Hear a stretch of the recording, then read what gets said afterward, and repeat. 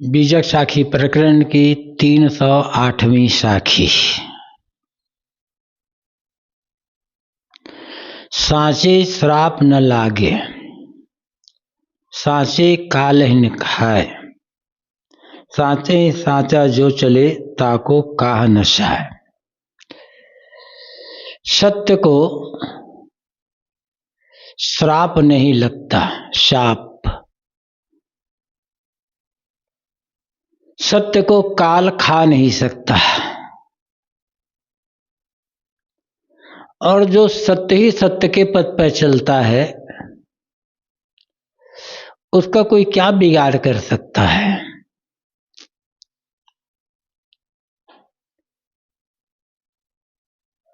साँचे श्राप न लागे, सत्य को श्राप नहीं लगता।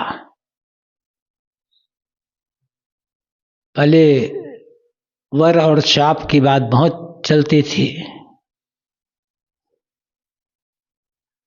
मतलब सत्य को किसी की बद्दुआ नहीं लग सकती है, और सत्य का कोई विनाश नहीं कर सकता। यह केवल एक कथन नहीं है किंतु हकीकत है।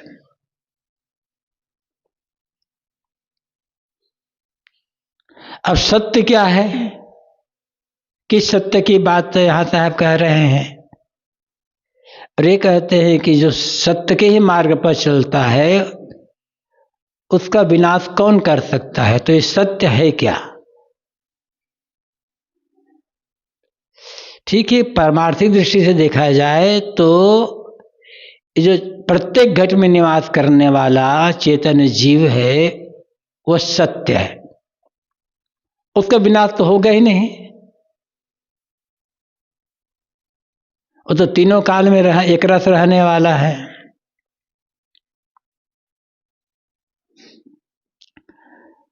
तो मैं शुद्ध बुद्ध निर्मल अखंड अविनाशी अमर चेतन जीव हूं।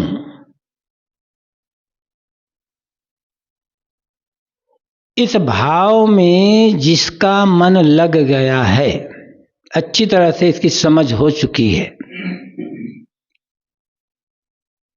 और समझ होने के पश्चात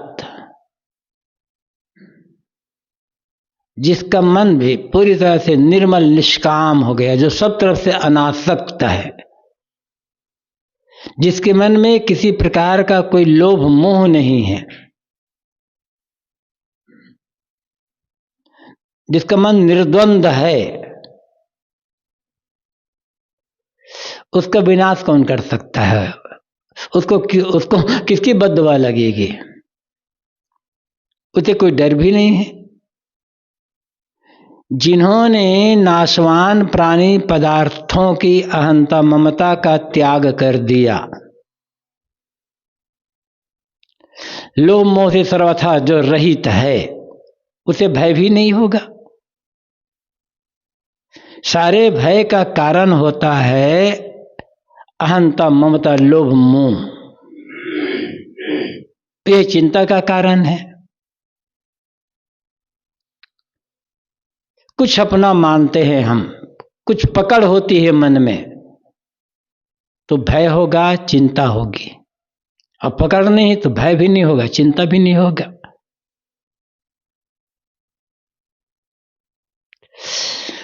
व्यवहार में जो यथावत व्यवहार करता है, निष्पक्ष व्यवहार करता है, किसी के प्रति न राग है न द्वेष है, न्याय से, नीति से, ईमानदारी से जो जीवन गुजर करता है, उसको किसकी बद्दुआ लगेगी। बद्दुआ तो लगती है, शाप लगता है जो अनीति अन्याय के पथ पर चलता है।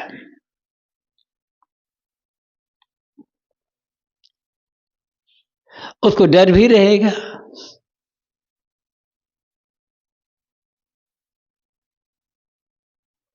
हमारे पेट का नियम मान लो एक सतत मतलब है जो हर प्रकार से नियम पूर्वक चलता है। किसी प्रकार के नियम का उल्लंघन नहीं करता है जानबूझकर।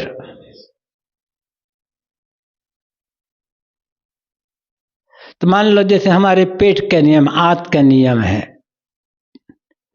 हमारी आंत 3 रोटी पचाती है। अब हम बराबर 3 रोटी खाते हैं या 3 से थोड़ा कम भी खा लेते हैं, तो पेट में गड़बड़ी क्यों होगी? पेट बिगड़ेगा क्यों? पाचन प्रक्रिया दुरुस्त रहेगी, शरीर स्वस्थ रहेगा। सात्विक सुपाच्य संतुलित भोजन समय के अनुसार से जो करता है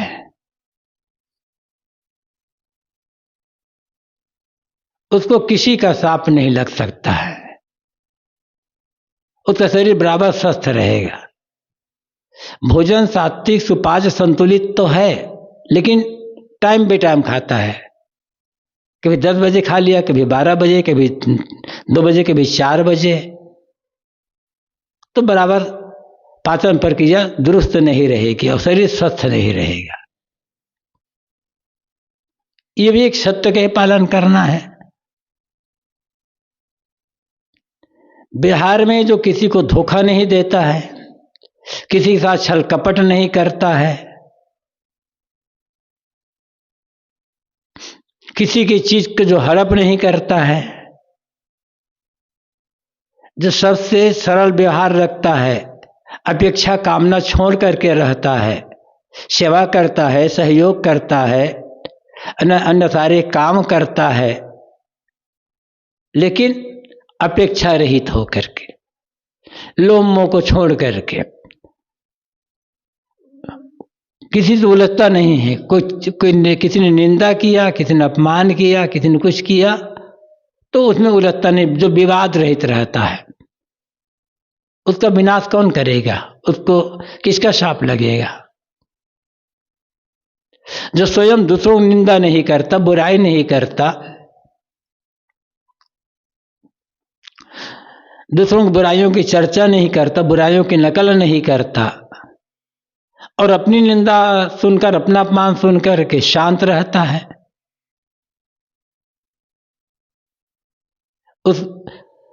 उस आदमी को परास्त कौन कर सकता है?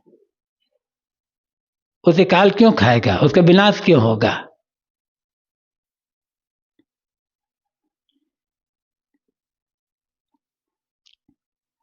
ऐसे और जगह, हाँ, ये निश्चित है, सत्य के रास्ते पर चलने पर कठिनाइयां आएगी, दृढ़ धैर्य की आवश्यकता होती है, और जितनी कठिनाइयां आती है उन कठिनाइयों को जो सहन करता चला जाता है, घबराता नहीं है, उत्तरोत्तर से जीवन में चमक आती चली जाएगी। हीरा को चाहे जितना रगड़ो उसकी चमक बढ़ेगी, रगड़ने से हीरे की चमक बढ़ती है, ना रगड़ो तो ऐसे ही दिखाई पड़ता है। ऐसी प्रतिकूलता मानो रगड़ना है। सदगुरु कबीर को देखो, क्या था उनके पास? न धन बल, न जन बल, न परंपरा बल, न विद्या बल, न शासन बल, न स्वास्थ्य बल, न शास्त्र बल, न जाति बल, कोई बल तो नहीं था। सत्य बल था उनके पास, और सत्य बल के कारण बड़े बड़े को उन्होंने सबको चुनौती दी, सबकी आंखों में अंगुली डालकर उन्हें जगाया, और कोई उनका बाल बांका नहीं कर सका। उनके आने कहीं कोई असत्य है ही नहीं, इसीलिए उनको कोई कुछ बिगाड़ न सका, एक सत्य के कारण।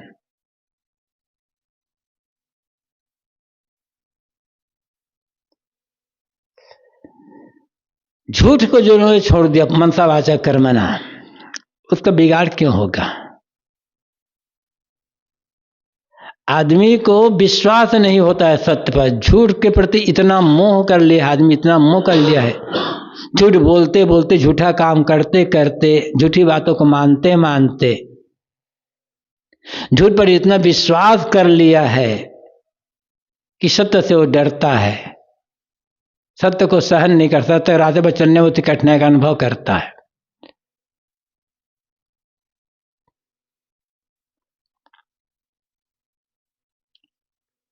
ऐसे जिसका साहब ने इसी साखी प्रकरण में कहा है, हीरा सोई सराहिए सहे घनन की चोट। हीरा प्रशंसनीय वह होता है जो घनों की चोट सहता है, तमाम प्रतिकूलताओं को जो सहन करता है शांत भाव से, उसका विनाश नहीं हो सकता है।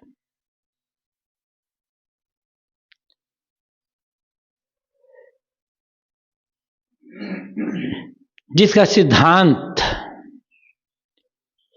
प्रकृति की कारण कार्य व्यवस्था के अनुसार है, सिद्धांत तर्कपूर्ण है, विश्व शाश्वत नियम के अनुसार है, जिसका सिद्धांत किसी ग्रंथ विशेष पर या किसी व्यक्ति विशेष पर आधारित नहीं है, किंतु तर्क पर आधारित है, एक व्यवस्था पर आधारित है। स्वर्ग नरक का जहां लोभ नहीं है, पाप काटने के लिए जहां सस्ता उपाय नहीं है, मिथ्या महिमा नहीं है, कल्पना की बात नहीं है, उसका विनाश कौन कर सकेगा?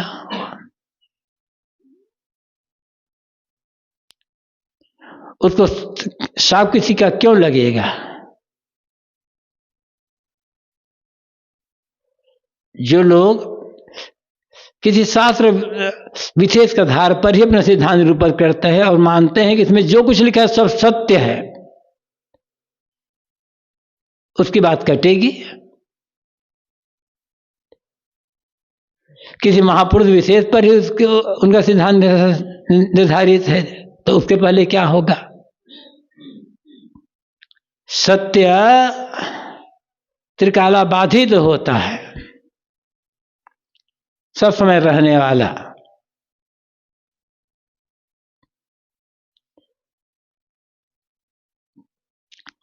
हम इतना जरूर है, सत्य के रास्ते पर चल करके बहुत धन संपत्ति इकट्ठी नहीं की जा सकती है, बड़ी भीड़ इकट्ठी नहीं होगी, बड़ा महल बड़ा मठ नहीं बनेगा,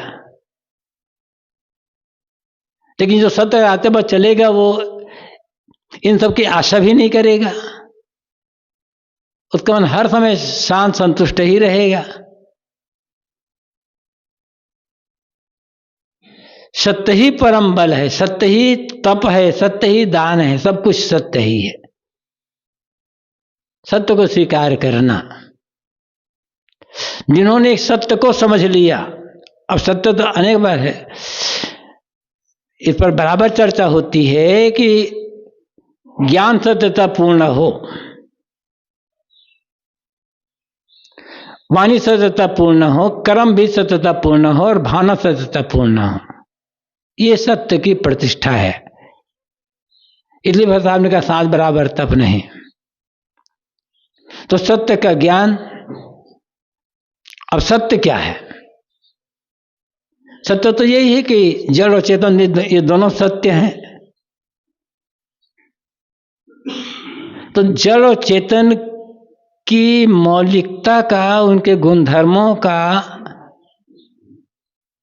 उनके साथ सत्यता का बोध होना चाहिए। उसमें फिर कोई अंधविश्वास नहीं, चमत्कार नहीं, मिथ्या महिमा नहीं, कोई कल्पना नहीं, ऐसा ज्ञान जिसके पास हो। प्रकृति के नियमों का भी बराबर ज्ञान हो, अन्य जो नियम है, समाज के नियम, परिवार के नियम, शरीर के नियम, मन के नियम, इन नियमों का बराबर जो ज्ञान हो तो सत्य का ज्ञान होगा।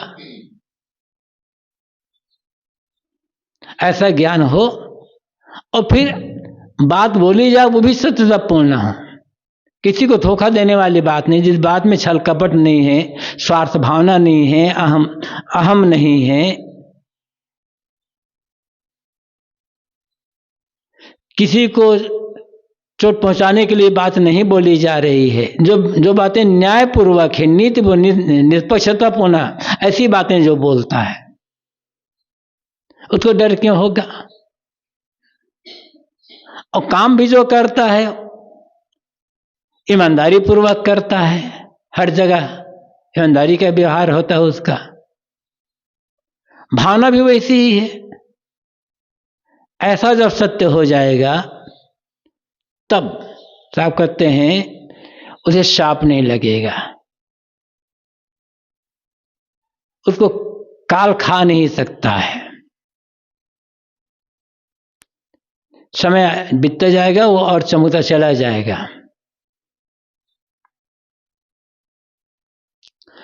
जितने एक सत्य को समझ सत्य में स्थित हो गया, मानो वो सारे शास्त्रों का ज्ञाता हो गया। आखिर शास्त्रों का मतलब क्या होता है? शास्त्र ज्ञान मतलब क्या होता है? सत्य की स्वीकृति और सत्य में स्थिति। इसलिए महाभारत में कहा गया है, यो वेद वेदान न स वेद वेद्यम सत्य स्थितो यस्तु स वेद वेद्यम।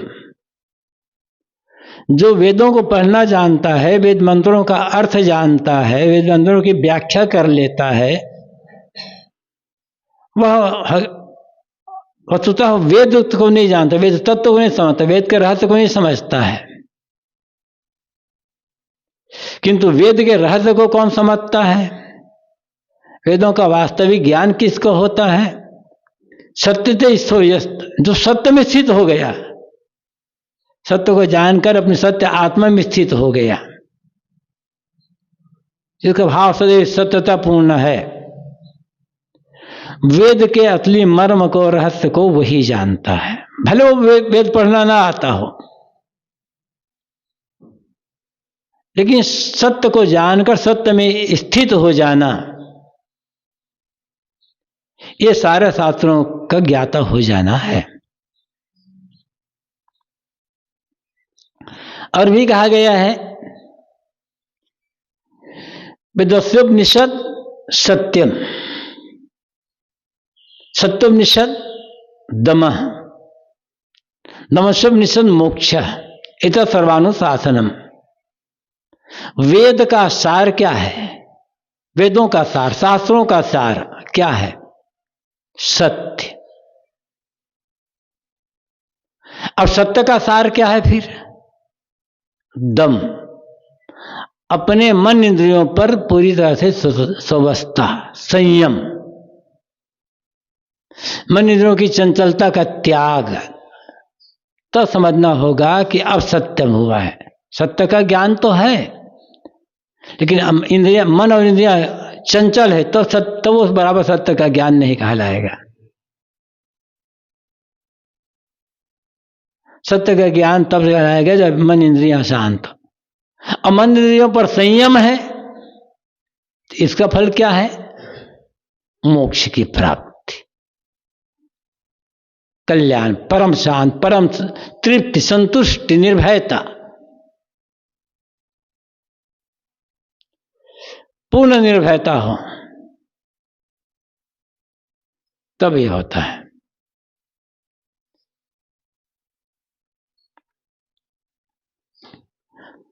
ऐसे आदमी को फिर भय नहीं होता है।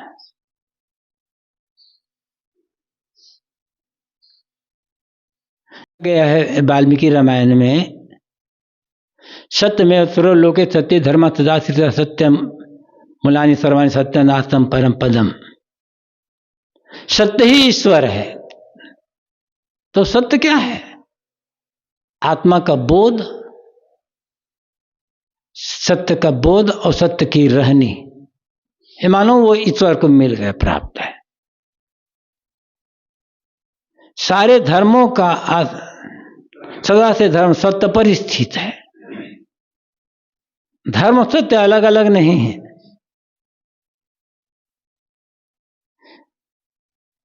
सत्य को छोड़कर धर्म कुछ बचेगा ही नहीं। सत्य को छोड़ दे तो और सद्गुण कहां बचे? सत्य को छोड़ दे तो नैतिकता कहां रही, सदाचार कहां रहा, सद्गुण कहां रहा है? फिर कि अत्यंत विनम्र है, सरल है, चार बातें उनके सामने कह भी दो फिर भी चुपचाप सिर गड़ा करके सहन कर उलझता नहीं है, लेकिन बराबर झूठ बोलता है। तो इन सद्गुणों का मतलब क्या होता है?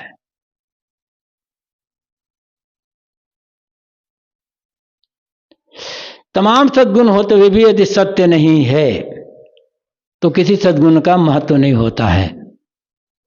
इसलिए सत्य ही धर्म है और सारे शुभ कर्मों का आधार भी सत्य ही है। दान हो, यज्ञ हो, तप हो और सब कुछ सत्य पर ही आधारित है। इसलिए यहां से आप कहते हैं कि साँचे श्राप न लागे, साँच को श्राप नहीं लगता। नियम पूर्वक चले, नीति पूर्वक ईमानदारी के साथ चले।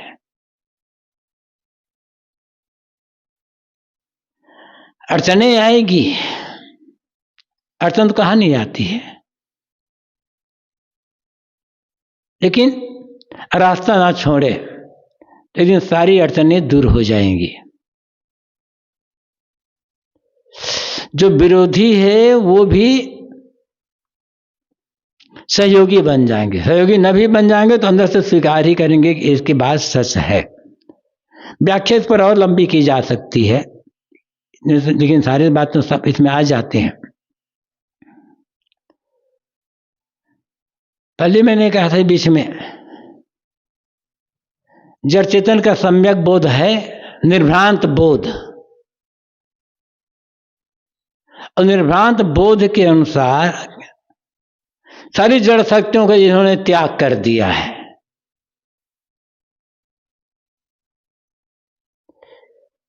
कहीं भी किसी के लिए भी थोड़ी भी पकड़ जिसके मन में नहीं है, पूर्ण निष्पक्ष, निर्द्वंद, निष्काम, उसका कोई विनाश क्या करेगा? कुछ मानते ही नहीं अपना, ठीक है चीजें मिली है वो उपयोग कर रहा है, प्रयोग कर रहा है, सेवा में प्रयोग कर रहा है, छूट भी गई चिंता नहीं।